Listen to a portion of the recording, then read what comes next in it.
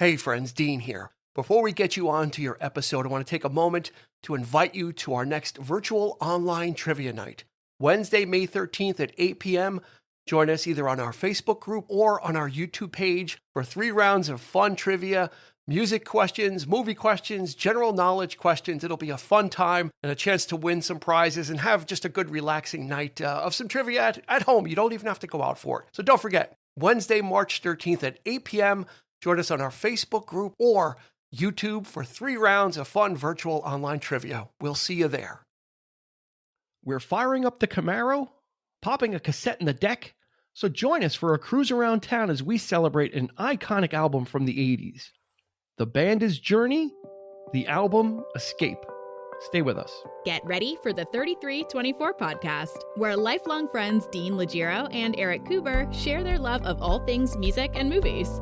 Dean has directed short films and is a music trivia buff. And Eric, trained in audio engineering, brings his extensive knowledge of music and film to the conversation as they discuss, debate, and celebrate their favorite albums, films, and much more.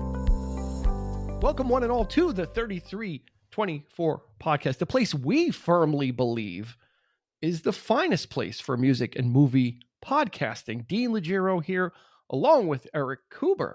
Hello, hello. Greetings and salutations. Yes. Exciting. Do you know what this is? This is our 50th episode. It is episode 50. Oh, yes. I was betting Eric this wouldn't go 5 episodes. And he said it'll go 7. And here we are, I think 43, was a little bit more 43 episodes later. That. Oh, I don't know about that. Congratulations, Eric, on 50 episodes. Yeah, same to you, sir. It's actually more than that. It's actually more than that because we do quick hits as well. That's right. This is our 50th. As when we count our episodes, we count the full length music and movie ones as our episodes. The other ones are extra content, free to you, free for you, and not part of our episode count. So there's even more that is unaccounted for, kind of running around. Not to mention our live shows every other week. Not to mention the live shows as well. So you can find the live shows on Facebook and on YouTube every other week. We go live. We have trivia, we have prizes, we just have a lot of fun with it. So the invitation is open. It's free. There's no bouncer. There's no ID check at the door. All you have to do is go to Facebook or YouTube. You can find us there. Mainly on Facebook is where you'll get all the information. And we go live and your chance to interact with us. And we certainly look forward to new faces all the time. It's always a great thing. So absolutely. And we don't discount our loyal listeners, and yes, we do. The people we absolutely take them for granted. Absolutely, take people who we've got quite some great people on board with us, supporting us. So we're very happy. Just complimenting me, like I don't know why you keep doing that. You just don't stop. Every episode, you're like throwing compliments my way. Great, why not? Person and good guy, philanthropist. Well, if the shoe fits. If the shoe fits, right. If the shoe fits, it's probably not my shoe. Yeah, but once we log off, though, I mean, different story. Yep. There we go. So with that, before he starts going too far into dark corners, we are talking about a classic album from the early 80s from Journey. And this is their album Escape. Came out in 1981. So let's get right into the stats. Let's start there. Okay. This was released in July 1981. The album hit number 1, not surprisingly. There were 4 singles that were released from this album. Don't Stop Believin' hit number 9. Who's Crying Now hit number 4. Still They Ride hit number 19. And then their final single just really blew it out of the whole water. Open Arms hit number 2. Yeah. Yep. This release was certified diamond, 10 million, in excess of 10 million copies. This would be their Journey's biggest selling studio album. So not counting greatest hits, because greatest hits always outsell anything. Of course. But this was their biggest selling studio album. This was the one. This was like this is them really hitting the big time. The odd thing about it is this was released in July 1981. In January of 81, they released a live album. So they actually put out 2 albums in the same year. That album was called Captured. And a bit of trivia about this album, or the album cover, is this would be the last album cover that would feature the scarab, because they used that. That was one of their iconic pieces of imagery is that beetle looking Yeah, that sort of, scarab ship, yep. and this would be it until they would bring it back in 2000. But the Scarab was on quite a few albums before this as well. So they were kind of developing that iconography that you start to associate with a band, much like, the ELO spaceship or a font that a certain band uses a certain way. Once a band finds it, usually that they use that for their identity. Other bands just kind of change all the time. Like you'll see like Pink Floyd or these other bands, their actual logo, they don't actually have a logo. Right. To speak of. Yeah. Whereas something like the Doors has a certain kind of typeface, the Beatles, instantly recognizable. So Journey, the Scarab was their was one of their their. And it's also associated with a lot of prog rock too, right? Yes. And you get those iconic album covers of the 70s, Roger Dean and like we mentioned, Storm Thorgerson and the Dark Side of the Moon, and But this was such a glorious time for this. Yeah, it was. It was the art. The art was fantastic on these things. Yeah, I mean, these were, and you wonder why there's so many advertisements now for like these, frames for your albums or these kind of montage, the collage type things. Yeah, because these were pieces of art, and it kind of became a lost thing, even though it was on a CD and it was smaller. But getting these albums and just having these just beautiful pieces of artwork. Yeah, and Escape is one of the iconic album covers of all time. We took it for granted, I think, a lot of that.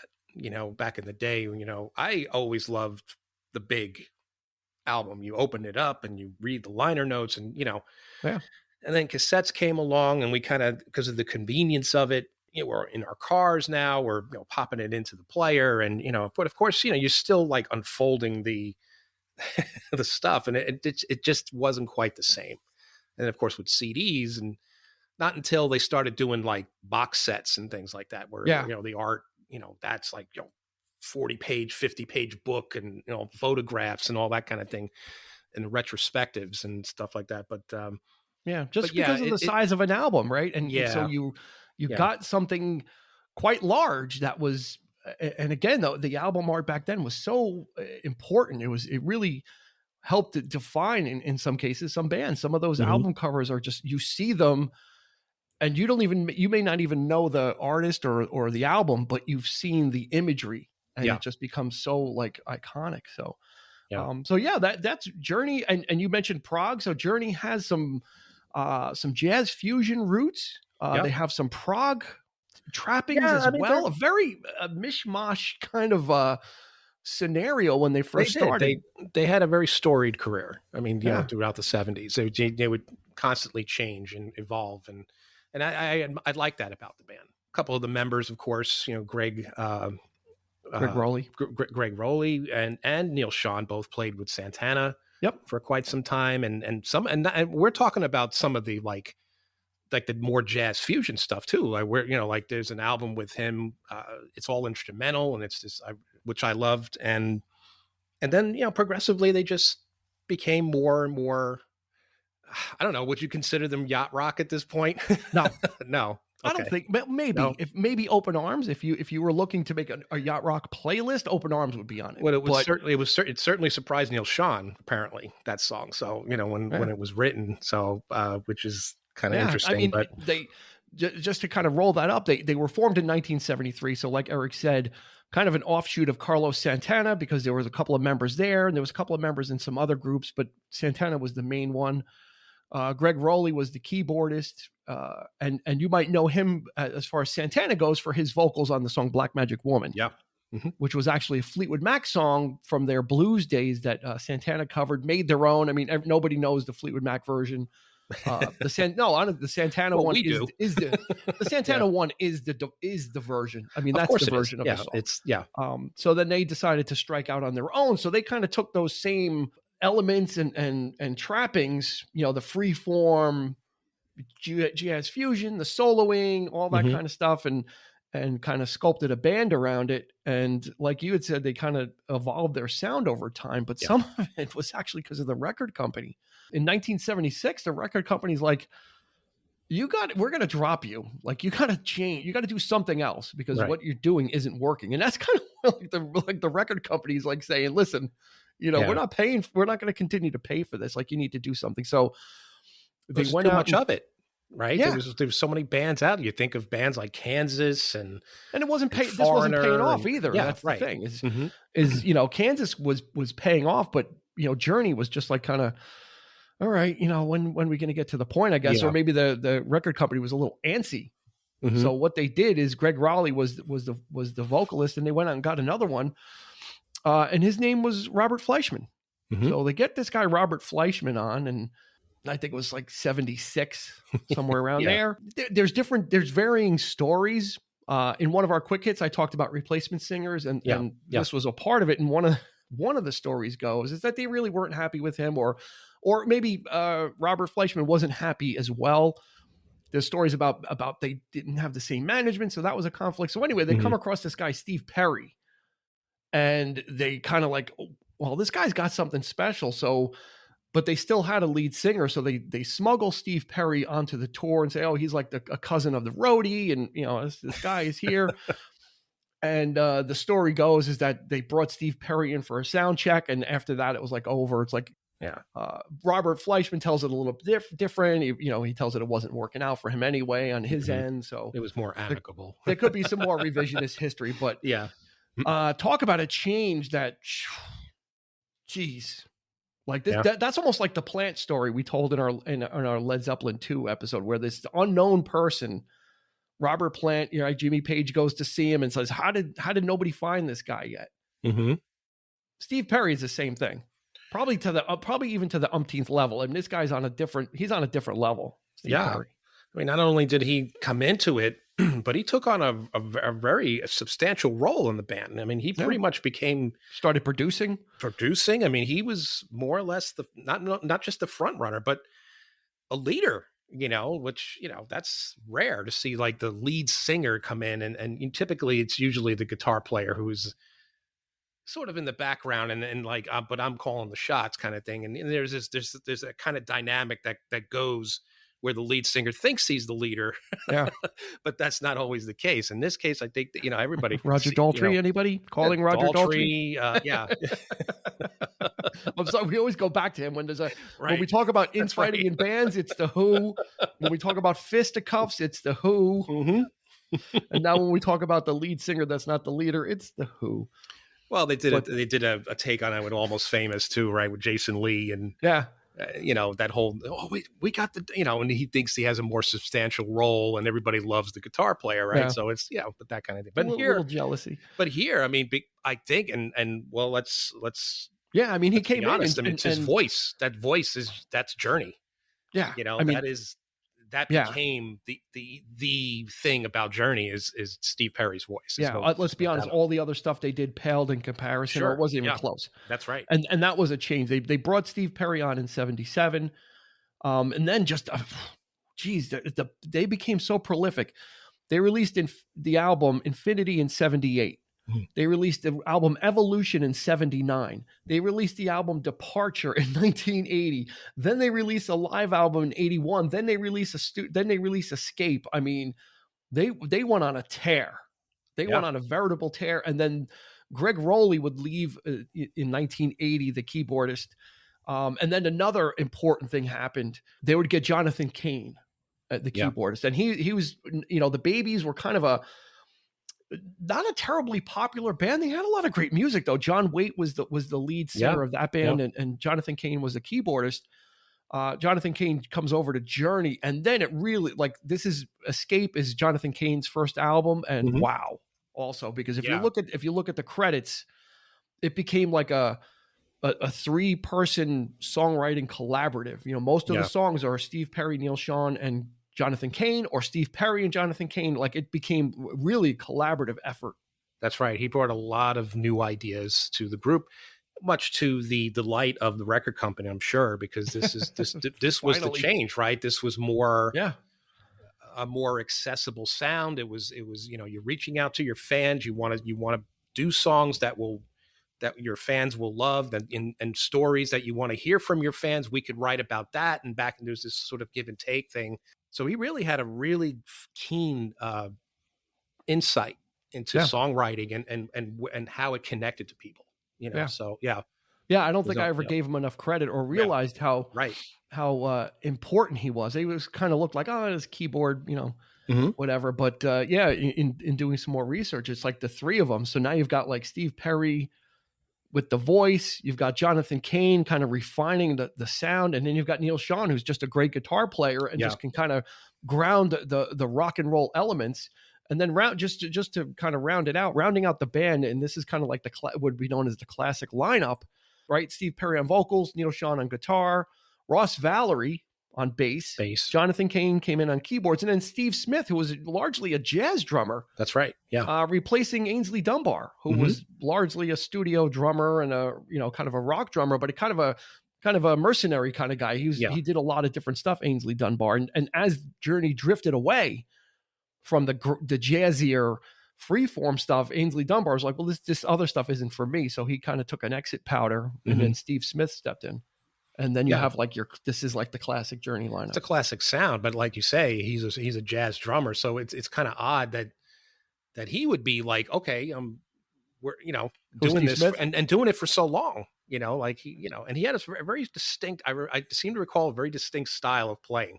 Who are you talking about? Ainsley Dunbar or Steve Smith? No, I'm talking about Steve Smith. Steve Smith, okay. The way he holds his sticks. Oh yeah, very reminiscent of Keith Moon, right? He would hold the stick like this with his forefinger like out. In certain cases, I've seen him do that, like play, And then his snare hand, just that old Buddy Rich style. That's right. Off the right between the thumb knuckles. And that's right. Yeah. Yeah. So this kind of set them. It was almost like building towards something and switching pieces out. And Greg Rowley left on his own accord. He's just like, I can't do this anymore. It's just too much. Well, so you're kind of shifting people in and out. Well, like you say, those 4 albums. I mean, the touring of those albums alone, forgot. So that had to have taken it. But then you got to think back to when he was with Santana in the '60s and touring.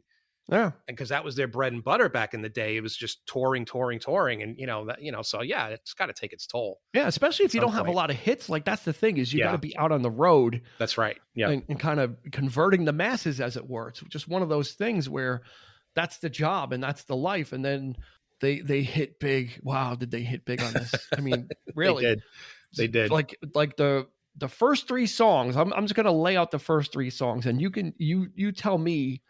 Let me lay out the first 3 songs, okay? For the opening the album, "Don't Stop Believing," right? Which has become iconic for many reasons. Maybe most recent, the finale of The Sopranos. It's a song you hear at probably karaoke over and over. It's a song you hear at sporting events, and that's followed by "Stone in Love," and then "Who's Crying Now." Yeah, I'm gonna offer up. I would challenge anybody to find a stronger 3-song natural cycle on an album than that. Yeah. Those 3 songs in a row. Yeah, you're probably right. That's I don't know. Everywhere. Those songs were every day.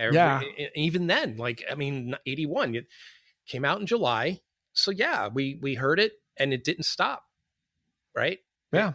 Throughout the entire decade, those songs were, you heard them like, I just think all that over the 3 place. though, when you're going to listen to an album and you hear those 3 songs in a row, it's like, come on. Yeah. Like what, they could have just put that out and just said, what else do you want from us? Right. Could have been an EP. Even if the rest was filler, like it would have been like, okay. That's right. And that, the funny thing about "Stone in Love" is I didn't realize it till much later, but a lot of people used the lyrics in their yearbook quotes. Yes, I was just about to say the opening line. Yeah, those crazy nights in my youth. I remember reading that in yearbooks, and I'm like, what is that like? Okay, that is probably the. It's a cliche. I mean, it is the most quotable one. And that's what it is. It's like this, and this album captures that youth. Even if you weren't around when it came out, I think you can kind of relate. It's just like it's the music of youth, kind of like.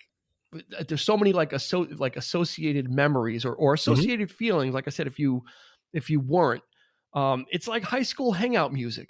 It was like kind of the stuff when you were hanging out with your pals or your buddies and standing in front of your car, and you just journey. The imagery alone. Journey. I mean, you can't have any movie, anything to call back that time. the change of the decade, late 70s, or without hearing Journey, it's, at least one or two of their songs in the soundtrack. And yeah, they were, again, much like Styx. We talked about this with the Styx episode, the soundscape of our youth, right? There's a lot of memories attached, even though the music may not be specific to a certain memory, but it's there of a time. It's of an era. Yeah, right. This is lighter in the air arena. Like Journey was made for like arenas and stadiums because you've got Steve Perry. And because, and I think we talked about it on another episode. I think we talked about it in the Queen episode. I said I would put Freddie Mercury against anybody but maybe Steve Perry. Like he would be the only one. And in some areas, Steve Perry might win only because he can really go high. And on this album, he does a lot of vocal acrobatics. On the stuff that's not the popular stuff that you would think is filler, like Lay It Down, he's just doing all kinds of crazy stuff with his voice. I'm like, that's right. Yeah. When is this guy going to stop? Is he going to take a breath? Is he going to like? I mean, he's going just singing regular lines. Then all of a sudden, his voice just shoots up really high, like falsetto. Yeah. He was just at the apex of his powers, Yeah. It was just like, I can't believe it. I got to see them in '83. Yeah, I never saw them. I saw them. So I saw them on the Frontiers tour, and I was like the extra. This was one of the extra ticket ones. I was like the extra guy, right, as I usually am. And I got to see him at the Meadowlands again in New Jersey, and a new artist on the scene opened for Journey. His name was Bryan Adams. Yeah. Was the opening act. And he only had like Cuts Like a Knife. Like that was it. That was all he had at the time. He was yet to explode with his big album. I think it was Reckless, right? It had Run to You and Summer '69. That was the one. Yep. It's Only Love, all that crazy stuff. Yep. But this was when he was in the early days. So I remember that concert. And I remember, again, it was just like these other ones. It was like song after song. And Steve Perry was just amazing. Absolutely amazing. I mean, where did this guy come from? Right. And the problem I have with, I mean, if it is, it's not even a problem per se, but it's like the album is so slickly produced, right? You got this real high register, like sort of process. That's when the start of the 80s was. You had that real process type of sound where things sounded like not necessarily clean, but it was just real like upper register. And with his voice, I mean, it really, sometimes you really got to be like, if you're wearing headphones or whatever, you gotta have them positioned just right, because I was going to say, Eric always advocates for listening with headphones. Yeah.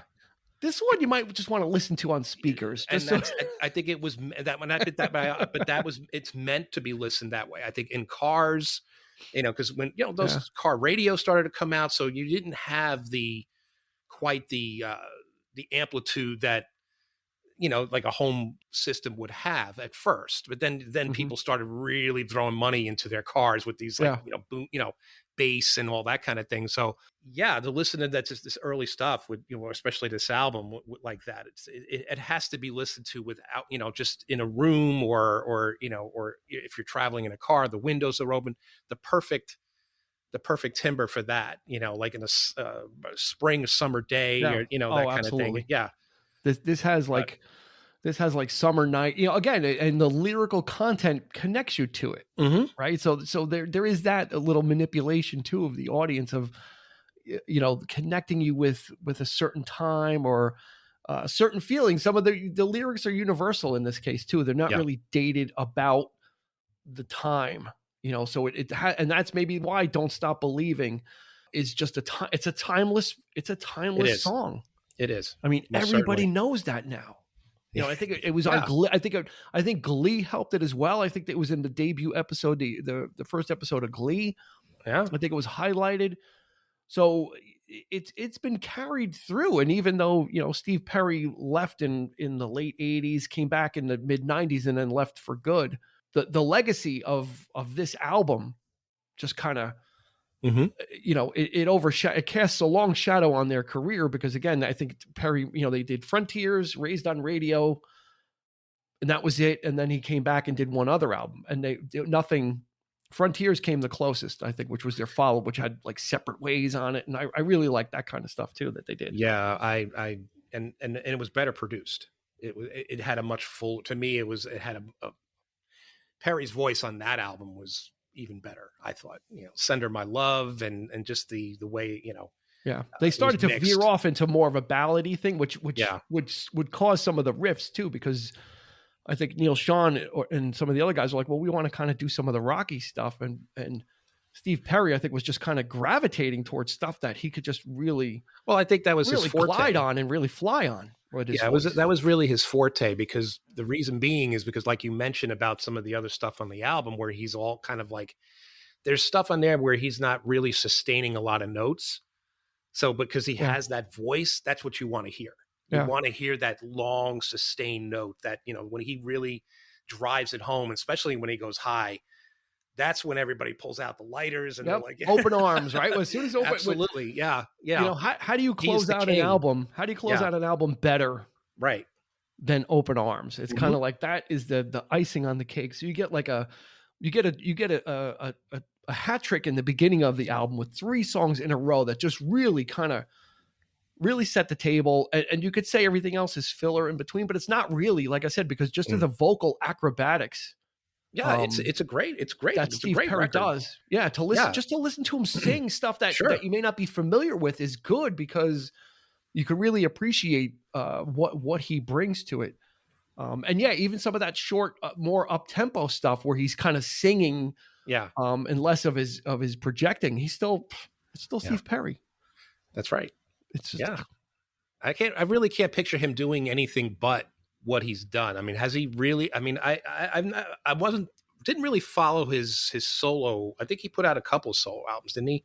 Well, he put out the album Street Talk, which was Street Talk, which had Oh Sherry, which is one of my favorite songs by him. I just really love that song because it's got a good combination of his using his voice, but then also doing some regular singing as well. I don't need to hear him just always holding notes forever. I kind of like the other aspect. So when he did Street Talk and that came out, and then Journey reconvened, and then I think he did 1 or 2 and then went radio silent for a long time, and then put out a solo album. Like he reemerged like a couple of years ago and put out an album. And his voice,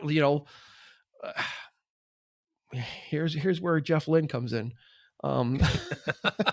Is Steve Perry benefited from retiring from touring, because his voice was still in good shape, so he was able to come now and make albums and still sound really pretty good, because he didn't continue to record and didn't continue to tour and really put his that voice you got to care for. So he was able to do that. And the correlation to Jeff Lynne is the same thing, as he sounds great now because he didn't tour for 30 years. So he wasn't putting himself under that grind, and it was able to kind of preserve his voice. Yeah. Steve Perry, the same thing. He kind of walked away from it and then reemerged with an album. Didn't he have like 2 or 3 years ago. Didn't he have like surgery? Wasn't there something wrong at one point? Did he have like some kind of vocal? I think he had some issues. Yeah, he had some. I think he had some vocal cord issues. The reason why he left Journey the last time was he actually he was hiking and he had a hip issue, and he's like, I just can't do this anymore. Yeah. So he ended up leaving Journey for not for a vocal reason. And they're like, okay, well, we'll just we're going to move on without you. Yes, rock stars get old, people. Yeah, it's just they're human beings, just like everybody else. It is, but this kind of. Should I ask you what your favorite songs are, or is this going to be easy to guess? My favorite song off the record is "Who's Crying Now." Yeah. I always loved that one. Yeah. So I think I like that also better than "Don't Stop Believing." It's just got it's got a smoother sound to it. Yeah. Yeah, it's just a little more. It's a little tastier than "Don't Stop Believing" is like a arena anthem rock. That's the big song. But "Who's Crying Now" I think kind of slides under the radar a little bit, especially when you have something as big as "Open Arms" on this album as well. I like the melody. I like the chorus, and it just the flow of it.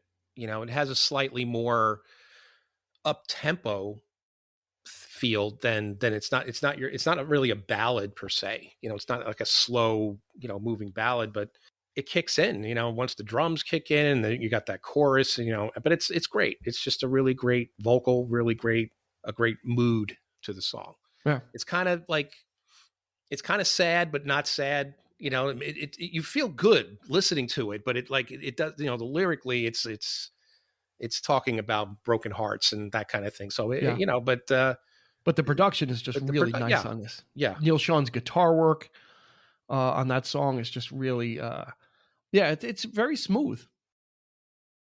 We're going to take a quick pause and share with you the trailer for a podcast we think you might like. It's the Movie Lovers Podcast. It's hosted by Jonah and Mallory, and they have quite a unique spin on the classic movies that we all grew up with and love, and some new ones as well. So check that out, and we'll be back in a moment. I'm Jonah. And I'm Mallory. We've been together since 2015. I knew I had found a keeper when we could effortless.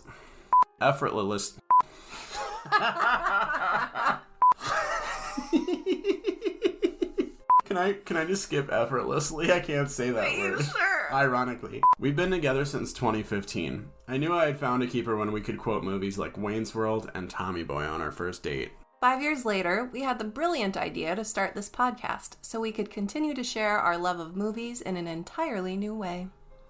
Every episode, one of us chooses the movie, whether the other one wants to watch it or not. We've got a fun list of topics to touch on for each flick, including things like, what was your first memory of this movie? What impact did this film have on the industry? And who would you bone? To provide you with a little snapshot of what you can expect from our podcast, Jonah will be the one providing the majority of the comic relief, complete with impersonations, and typically coming up with the winning alternate porn title of whatever movie we're discussing. He's also the music expert and the ultimate 80s guru of the two of us. And Mallory will be the one utilizing her snobby radio, TV, film degree to dissect each movie in a manner more maturely than myself. You'll also be able to count on her to generally choose higher caliber films than I will. We really hope you enjoy our podcast, and hopefully we won't make you throw up in your mouth too much when we're being sweet to each other. Thanks for tuning in. We are... So it's we are movie lovers. Okay. Okay. Thanks for tuning in. We are movie lovers.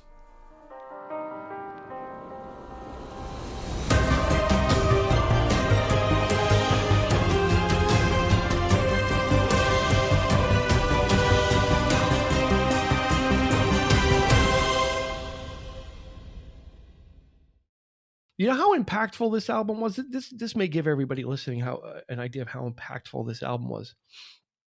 This album was so impactful that they made a video game for the Atari 2600. That's right, they did. On called Journey Escape, and you had to like maneuver the scarab, the beetle, and kind of go do different adventures and stuff, and help escape.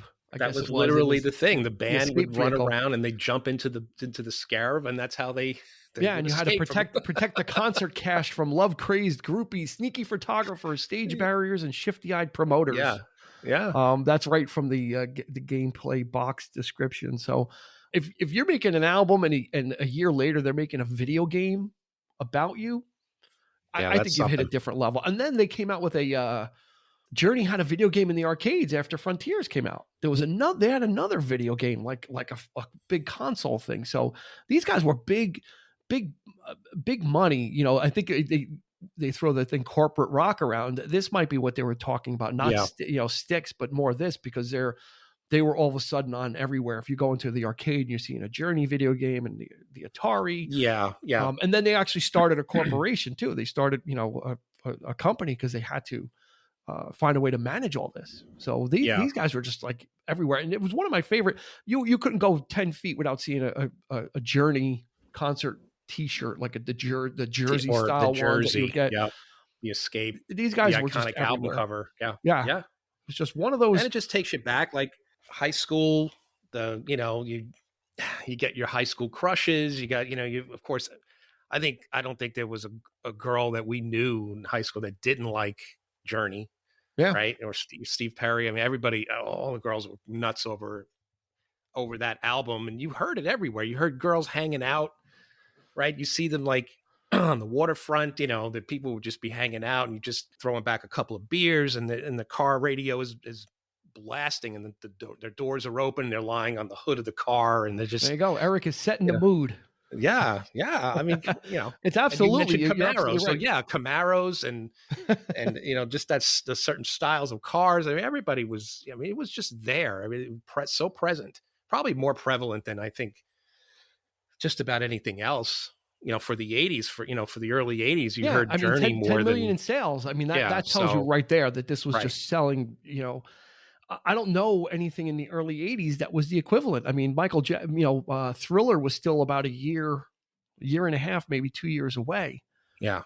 Before that really exploded. So this could have been like one of the last big albums before that happened.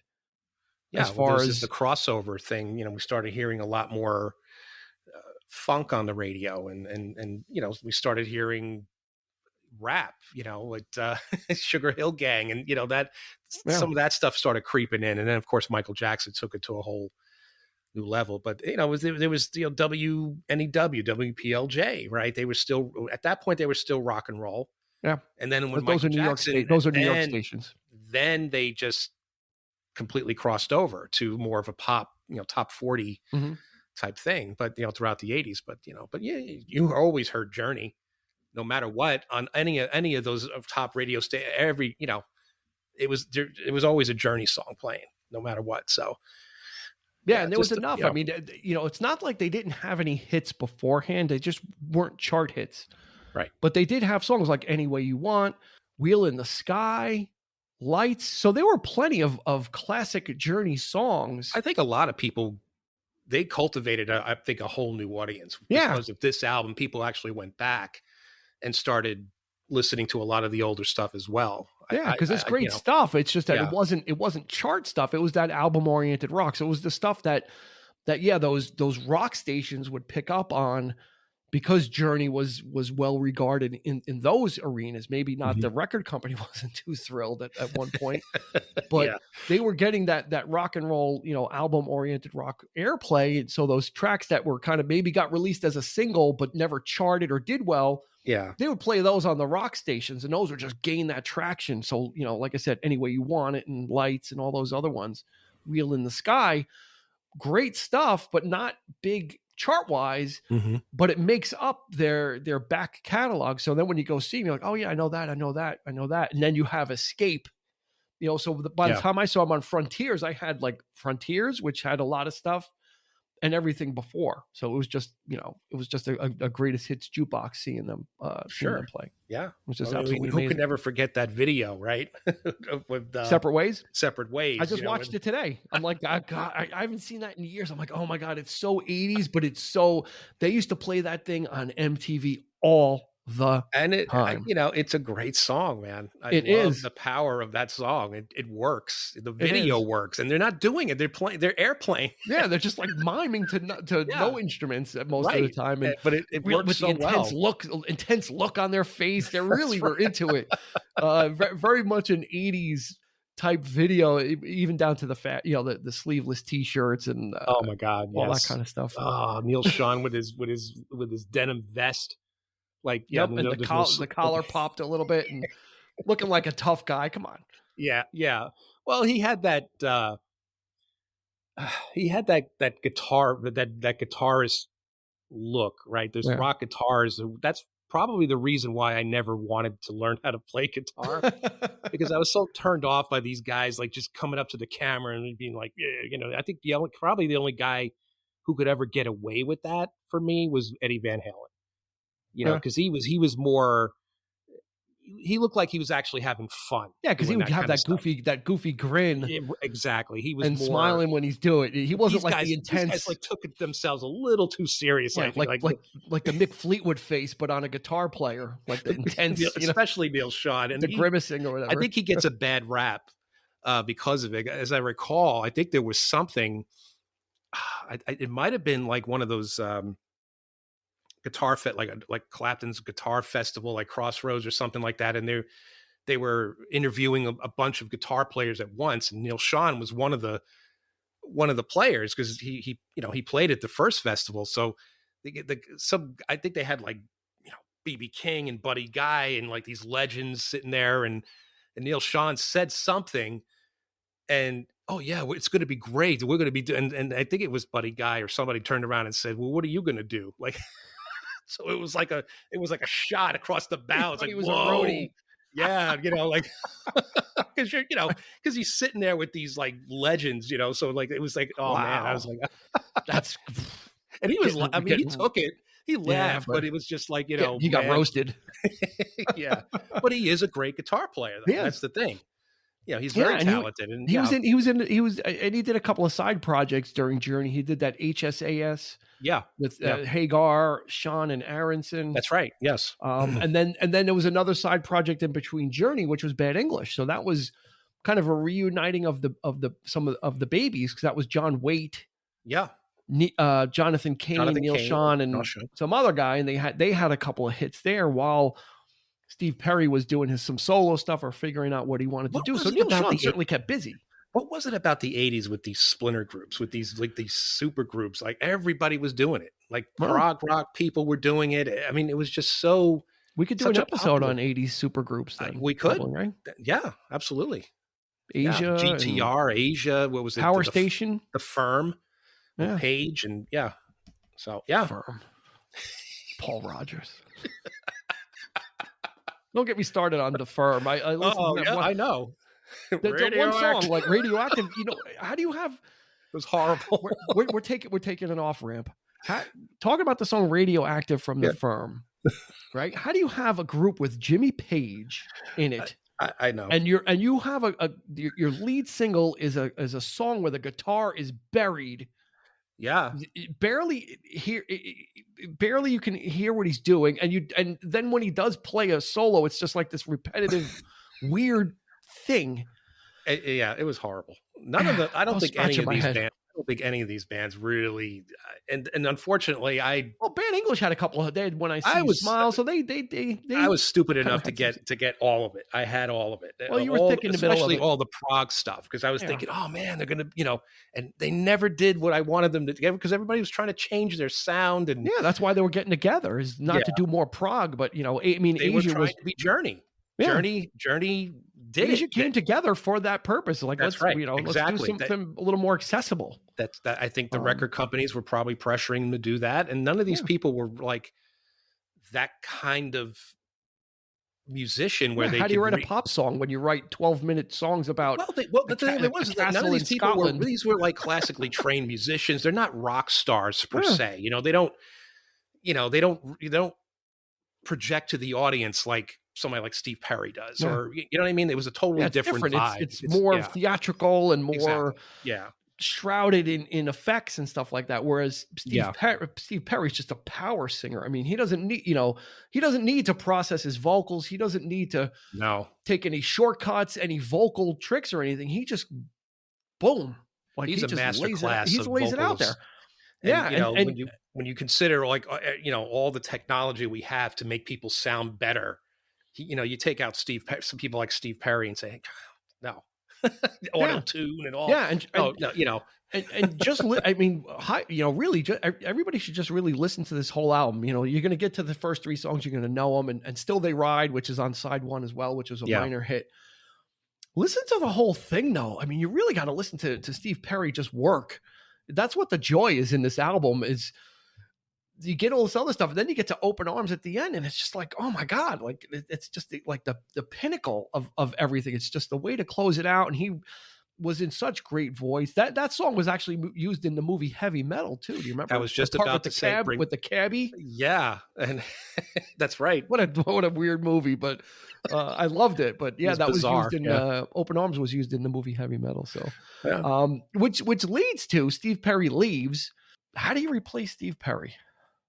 How do you replace Steve Perry? Well, they tried with Steven, I believe his name was Steve Augeri, vocalist, and he lasted a couple of years, but he kind of burnt out his vocal. I think he kind of blasted his vocals, because you really can't. And I think they had another guy in between, and they just kind of couldn't get anybody. So then what do you do when you need a lead singer?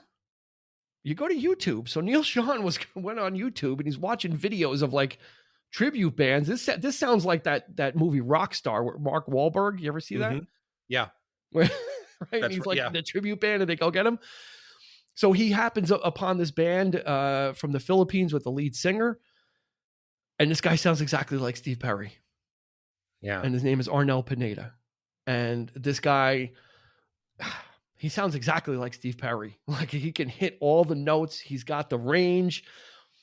He sounds a little younger or maybe a little faster. I don't know if that's the right way to explain it. But they literally found their replacement, and they got, they couldn't get him probably on a plane fast enough to audition and say, and you're the one. And Arnel Pineda has been the lead singer of Journey. Steve Perry has no problem with it. Good on him. They all recently got inducted into the Rock and Roll Hall of Fame, and Steve Perry was there.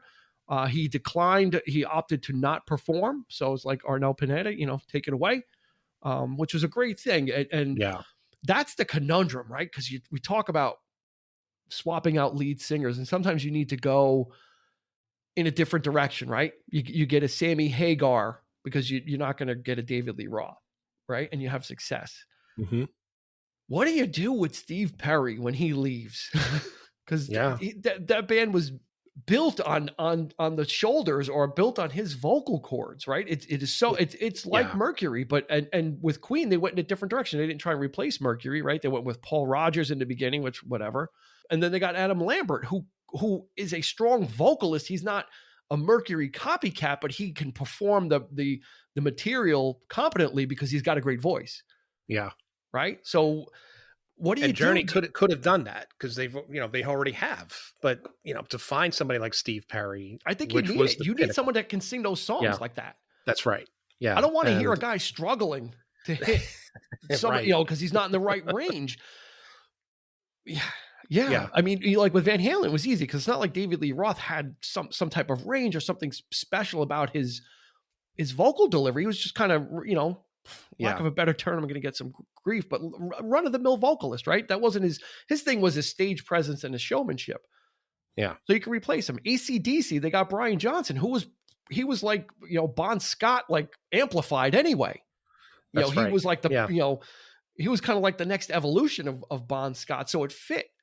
Right. So, and that's probably a closer match, the AC/DC replacement singer thing to Journey, to getting Arnel Pineda. Yeah. There's actually a whole documentary on that. I think it was on Netflix for a while. I didn't see it. Yeah. I swear.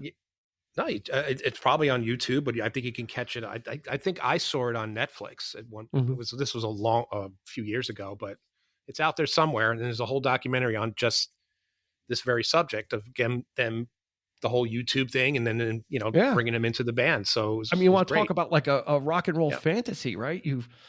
Toiling away in a cover band and never think anything's going to happen. Then like the leader of the band you love calls you. Yeah. It's kind of like, you're not going to believe it. It's, probably not making close to nothing, kind of money. You're in the Philippines, and, they're probably the biggest thing going in the Philippines, because they're a Journey cover band. So people love America, right? They're anything to do with, that. Yeah. To actually be in the band. That's an amazing story. And imagine just getting that call. Story. Hey, this is Neil Young. Yeah. On Journey. It would be like that scene in An American President when Michael Douglas is trying to call Annette Bening, and she's like, yeah, sure, you're the president. Like, oh, it's like, no, this is the president. She hangs up on him. You mentioned Queen. I did mention Queen. Not to get off on another tangent, but that's all right. We're talking replacement singers. I don't know if you've ever heard of a band called the Struts. The lead singer to this band is very Freddie Mercury like. I mean, he actually does a couple of Queen songs, and man, he's close. He can do it. Much better. I think if they ever got him for Queen, not that it would happen at this point, but it would have been a great fit.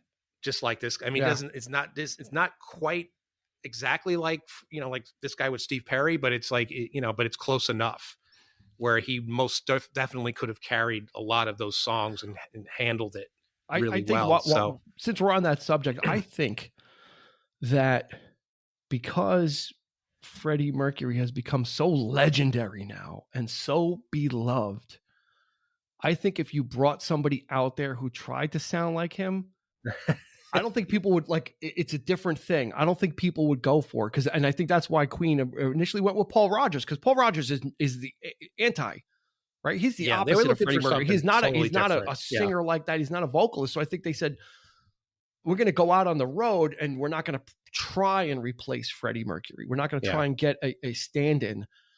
And I think Adam Lambert is the closest as you want to get, meaning someone that can perform the music and do it justice in the way it needs to be sung, but not sounding like Freddie Mercury. He's got the charisma. He's got the chops, and he's got the vocal chops. You got to give Adam Lambert credit. He's got the audience. He's got the younger audience coming in, bringing in, so Queen is adapting, which is important. But you also got to consider, are you just going to rely on the old material too? You got to consider, are we writing new material, something that will fit a new singer? Journey does. Journey puts out new albums, but let's be honest, right? I mean, nobody.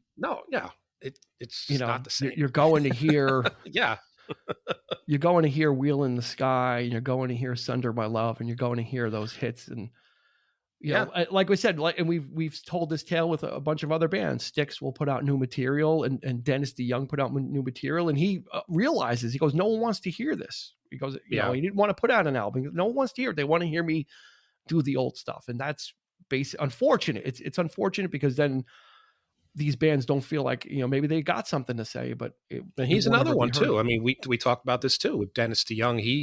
He's a rival. I mean, he put him right up and rubbing shoulders with Steve Perry and I'd put the three of them in a ring. Fantastic. And break a pool cue in half and throw it on the ground and say, we got one open position. And if you want to, in the comments, if you want to tell me what movie that's from, please leave a note in the comments about what movie did I just reference. Make it. What did he say? Make it fast. Make it fast. Make it fast. And I have, I can only imagine what happened in that. Right?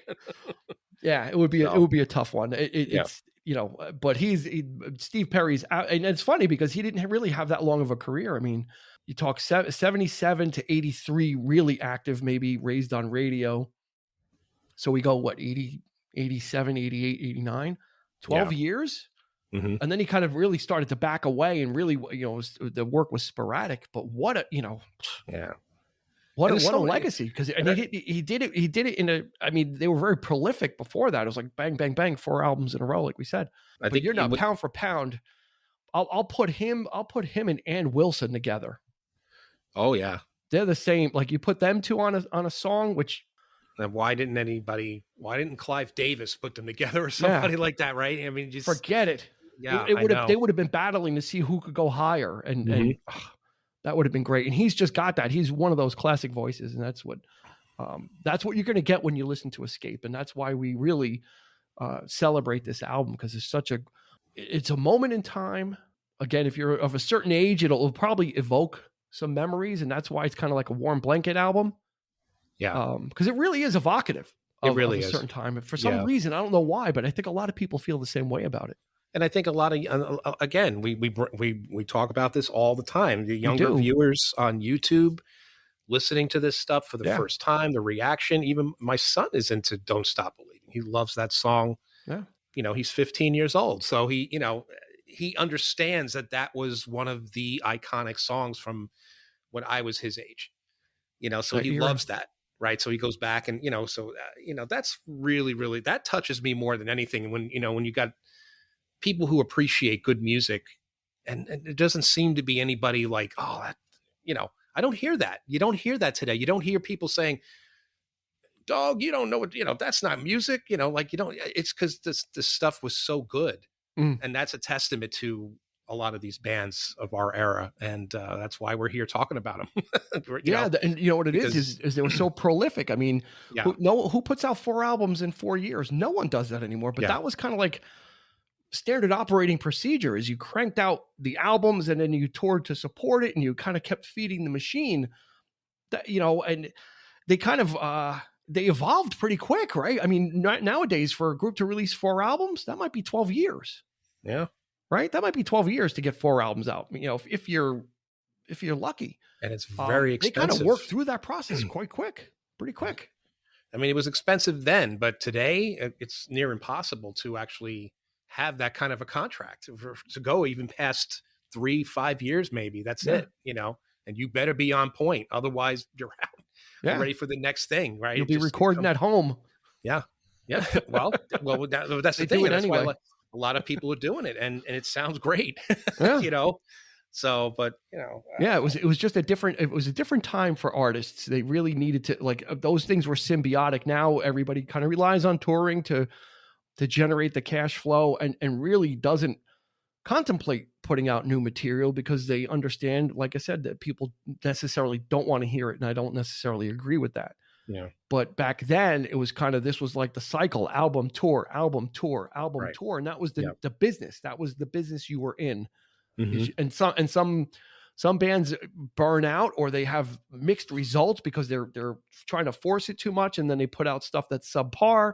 Yeah. And then maybe they hit again, and Journey kind of worked up to it. They were kind of getting into the mode, and then by the time they hit that fourth album in 4 years, that was like the one. It was like they kind of were able to put the polish on the apple and present it, and it took off in a way that was never seen for them before.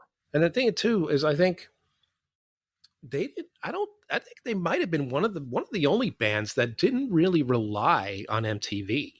Because if you look at their videos, I mean, we talked about Separate Ways, which is really nothing. It's just them in an alley airplaying, right? Their videos were always very, very simple. Or live. They just shot live stuff. Exactly, like live performances. So they put no money into it. You're coming. This is a classic band that said, "Hey, yeah, we'll have music videos to help sell this stuff, but we don't really need to make something." We're too busy touring. Exactly. I mean, making this stuff. So so that's another thing to consider. Absolutely. You're absolutely right. So if you were going to pick one song that you were only ever going to listen to on this album, it would be Who's Crying Now. Would be it. Yeah, that's my favorite. Sorry, okay. It's my favorite. No, I just had a little. I caught you off guard on that one. Yeah, I'm thinking "Send Her My Love" because that's my favorite off of Frontiers. That's Frontiers, yeah. Yeah. So, but yeah. Well, unless you want to, transplant. If you want to trade a song out of this album and put it into here, then you can do "Send Her My Love" as well. But otherwise, it'll be "Who's Crying Now." Well, they're very similar, I think. In that vein, they're still in the same vein. But I think with "Send Her My Love," he kind of ups the ante on his vocal. Yeah. Especially at the very end when he just takes it out, and then there's that wonderful ending of guitar. It's almost like that spacey kind of guitar, almost evocative of a 70s. Yeah, I think it's doubled with the keyboard too. Yeah. I think I'm going to go with "Who's Crying Now" as well as for me the one, because it's kind of "Don't Stop Believing" is everywhere, and it's kind of everybody's into it. And well, it's the one that you listen and that's when you start thinking back, right? I mean, "Don't Stop Believing," yes, you do that, but it's like because it's so popular and it's so all over the place that even now, like with sporting events and things like that. But when you really think about going back and thinking of those times, it's that song for me. Thinking of. I think especially a specific memory. Do you have like a specific memory? No, it's just that general feeling, right? It's just that. I think when you listen to those three songs in a row, I think by the time you get to "Who's Crying Now," I think you're put into you're transported. You're transported. Yeah, like it's kind of like, okay, you're there. That's right. And then you take the rest of the ride, and that's what we're going to invite you to do as we close out this episode: is check out the Journey album Escape. It is absolutely really from a certain time when these artists were very prolific and just kind of really trying to hit their stride, and Journey hit it big. So you could check that album out. I think we'll drop a link in the show notes to the Separate Ways video, so everybody can get a kind of taste of the 80s. So we'll put a link in the show notes to the YouTube video or the music video for Separate Ways. But in the meantime, you can find us on social media, 3324 Podcast. You'll find us on Facebook and Instagram there. We invite you to interact, join, or just look at our post. You don't have to say anything. You could do that if you like. And then every Monday, we've got shorter form materials in the form of quick hits or other short bits that will carry you through the week. And that's going to do it for this episode. It's been Journey Escape. We thank you for joining us. We always appreciate it. For Eric, this has been Dean, and we will catch you on the flip side. You've been listening to the 3324 podcast with Dean Legiro and Eric Cooper. You can find us on your favorite podcast provider, so please like, subscribe, and rate to become a part of the 3324 family. Your feedback is important, so make sure to follow us on Instagram and Facebook at 3324 Podcast and on Twitter at 3324P to join the conversation.